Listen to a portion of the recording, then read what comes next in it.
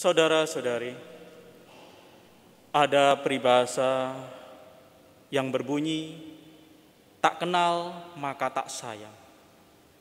Makin kenal berarti makin sayang.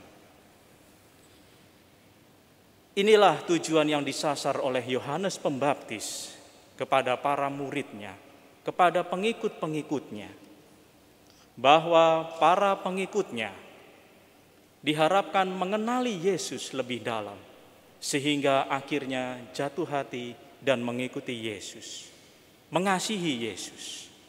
Itulah tujuan dari Yohanes Pembaptis, meminta kepada muridnya untuk pergi kepada Yesus, karena mereka belum mengenal Yesus.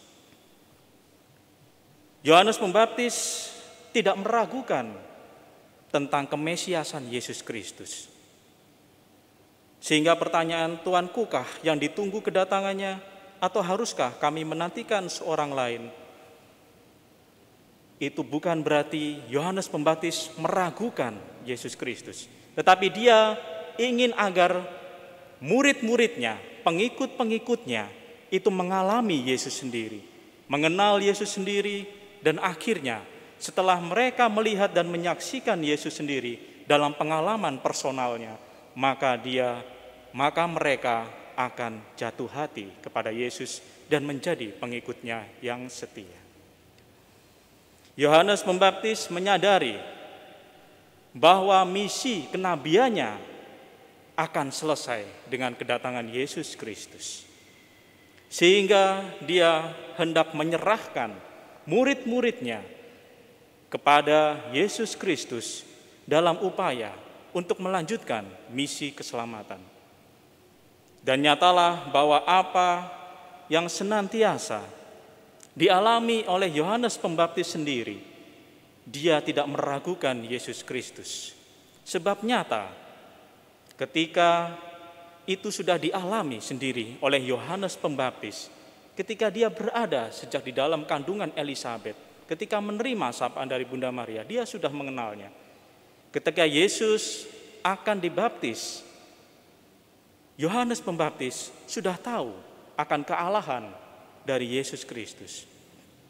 Sehingga pengutusan para murid Yohanes Pembaptis kepada Yesus Kristus bukan meragukan akan kedatangan Yesus, tetapi sungguh dia ingin agar semua pengikutnya mengikuti Yesus Kristus, mengenal lebih dalam dan mengasihinya dengan setia. Sebab dengan mengasihi Yesus Kristus secara setia, mereka akan mengalami sendiri bahwa Allah itu sungguh hadir menjadi manusia, yakni manusia Yesus Kristus. Mereka melihat sendiri keajaiban-keajaiban yang dilakukan oleh Yesus Kristus, mujizat-mujizatnya, ajaran-ajaran keselamatannya. Sehingga dalam pengalaman yang semacam itu, mereka sendiri akhirnya mengalami bahwa Yesus Kristus sungguh Allah, sungguh manusia. Itulah yang menjadi misi yang sejatinya dibawa oleh Yohanes Pembaptis.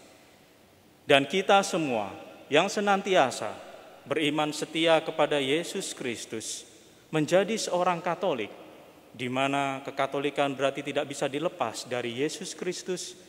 Bagaimana dengan kita? Apakah kita cukup hanya menjadi pendengar sabdanya, pendengar akan keajaiban dan mujizatnya? Ataukah kita menjadi pelaku sabdanya, pelaku-pelaku Injil?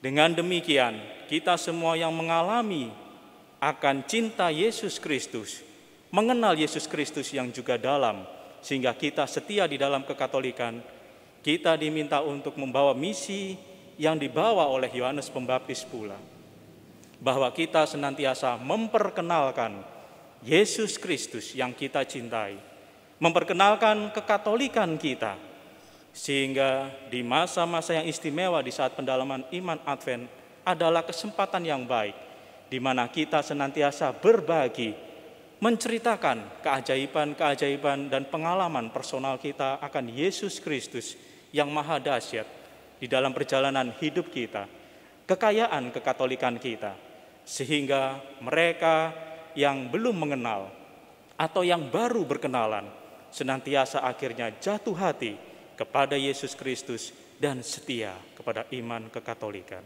Keselamatan senantiasa akan mereka alami.